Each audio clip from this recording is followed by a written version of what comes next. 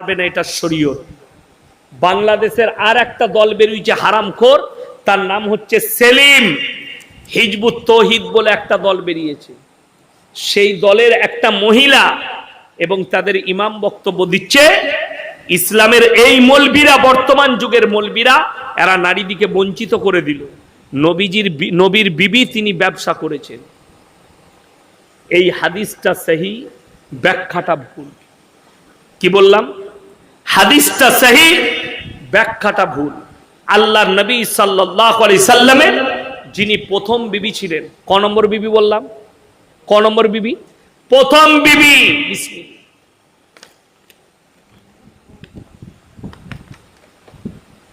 মা খাদিজাতুল কুবরা রাদিয়াল্লাহু তাআলা আনহা, তিনি একজন 10টা মহিলার মধ্যে, ব্যবসায়ী মহিলার মধ্যে আরব দুনিয়ায় তিনি একজন ছিলেন। জোরে বলুন সুবহানাল্লাহ। কিন্তু যেদিন থেকে পর্দা ফরজ হয়েছে, সেই দিন থেকে জীবনে আর নিজের হুজরাখানা থেকে নোকটা পর্যন্ত বের করেননি কোন সাহাবীর বিবি, কোন নবীর বিবি। জোরে বলুন সুবহানাল্লাহ। আজকে আমি একটাই লাস্ট অনুরোধ করব আপনাদেরকে, হাত তুলে বলুন তো, আজ থেকে নামাজ ছাড়বো না, ওয়াদা করুন তো ইনশাআল্লাহ। ইনশাআল্লাহ, জোরে বলুন ইনশাআল্লাহ। হ্যাঁ, আর আমি লাস্ট অনুরোধ করব, এই জলসার যতজন কমিটি আছেন, সেক্রেটারি, কেসিয়ার, মেম্বার, তাদেরকে অনুরোধ করে যাচ্ছি, তোমাদের এই জলসা আজকে কামিয়াব যদি তোমরা নিয়ত করো ফজর থেকে আর নামাজ কাজা করব না। আর যদি মনে করেন হুজুর আবার আগামী বছরে দেখব, তাইলে এই যে বাংলাদেশের মেহমান আছে আর আমি আছি আর আমার আগের বক্তা, যত যদি সারা রাত দোয়া করে তাও কিচ্ছু পাবে না। লাস্ট কোরআনের আয়াত শুনিয়ে দিচ্ছি, আমি বক্তব্য দেবো, উনি দিবেন। যদি সারা রাত কোরআনের তাফসীর চলে, কোরআন কি বলছে শুনেলেন।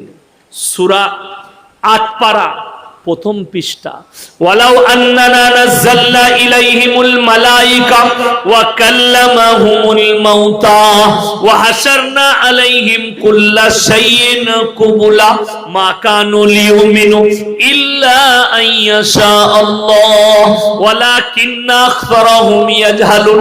হে আমার নবী, পৃথিবীর মানুষকে বলো, ওয়ালাউ আন্নানা নাযালনা ইলাইহিমুল মালাইকা, আমি যদি মালাইকা মানে ফেরেশতা, আমি যদি পৃথিবীর মানুষের কাছে আমার আসমানি ফেরেশতাগুলো পাঠাই, আর ওয়া কাল্লামাহুমুল মাউতা, আর যারা তোমাদের পূর্বপুরুষ মারা গেছে তারা যদি কবর থেকে উঠে আসে, আর ফেরেশতারা যদি বলে আল্লাহ তোমাদের জন্য জাহান্নামে কঠিন আযাব রেখেছে, যারা মারা গেছে তারা যদি বলে আল্লাহ কবরে কঠিন আযাব রেখেছে, হে আমার নবী বলে দাও, তারপরও যারা বেঈমান নেমখারাম হবে, যারা মানার নয়, তারা কখনো মেনে নিবে না।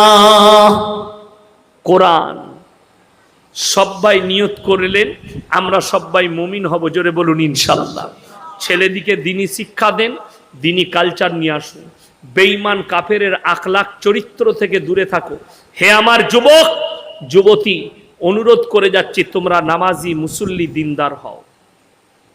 ইন্টারনেটে বক্তব্য শুনছো, যাদের আকীদা গোলমাল হবে, বুঝতে পারবেন এই লোকটা ভুল পথে পরিচালনা করছে।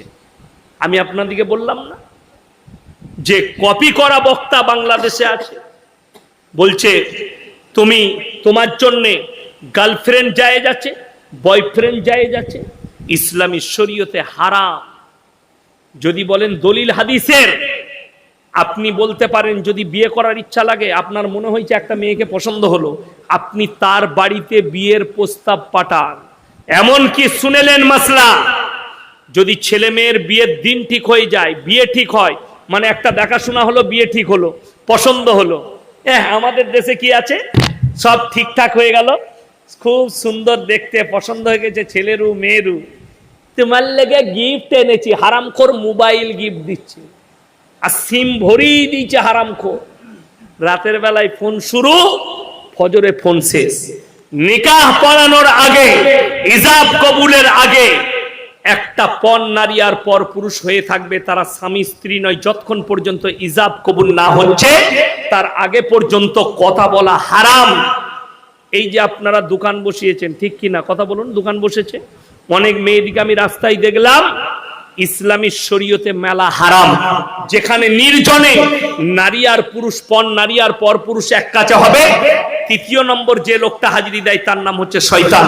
আর কোরআনে আছে ইন্না শাইতানা লিল ইনসানি আদুব্বুম মুবিন, শয়তান হচ্ছে মানুষের প্রকাশ্য দুশমন। আল্লাহর হাবিব সাল্লাল্লাহু আলাইহি সাল্লামকে আপনারা জানেন, মা ফাতেমাতুজ জাহরা রাদিয়াল্লাহু তাআলা আনহা, তিনার বিবাহের প্রস্তাব প্রথম কে নিয়েছিল, কে নিয়ে গিয়েছিলেন নবীজির কাছে? তিনি হচ্ছেন হযরতে উসমানে গনি রাদিয়াল্লাহু তাআলা আনহু। ইয়া রাসূলুল্লাহ, আমি আপনার মেয়ে ফাতেমাকে বিবাহ করতে চাই। নবীজি উত্তর দিলেন, ফাতেমা তোমার থেকে ভালো বিবি স্বামী পাবে, আর তুমি ফাতেমার থেকে ভালো বিবি পাবে। জোরে বলুন সুবহানাল্লাহ। তকদিরে নাই হয়নি। আল্লাহ নবী হযরতে আলীকে ডেকে বললে, তুমি দেলমোহর নিয়েছো, মহারানা, তোমার সঙ্গে নিকাহ দেওয়া হবে। আল্লাহ তার তকদিরে লিখেছিল, তার সঙ্গে বিয়ে হয়েছে। তকদিরে আল্লাহ তোমার তকদিরে লিখে দিয়েছে, সেই মেয়েটাকেই তুমি পাবে। আমার মুসলমান ভাই, ওই জন্য যুবক দিকে বলে যাচ্ছি, প্রেম শরীয়তে হারাম। ওই ধরনের জিনার কাজ থেকে তোমরা হেফাজত থাকো। আর যারা প্রেম করে বিয়ে করবে, হারাম কাজে বিয়ে করবে, তাদের দাম্পত্য জীবনে কোনোদিন সুখী হতে পারবে না। আল্লাহ হেফাজত করুক, আজকের মাজমাকে কবুল করুক। আপনারা আমার জন্য দোয়া রাখেন, আমি আপনাদের জন্য দোয়া রাখি। হায়াত বাকি তো মুলাকাত বাকি। আমিন। ওয়া আখিরু দাওয়ানা আনিল হামদুলিল্লাহি রাব্বিল আলামিন। সবাই দরুদ শরীফ পড়ুন। আল্লাহুম্মা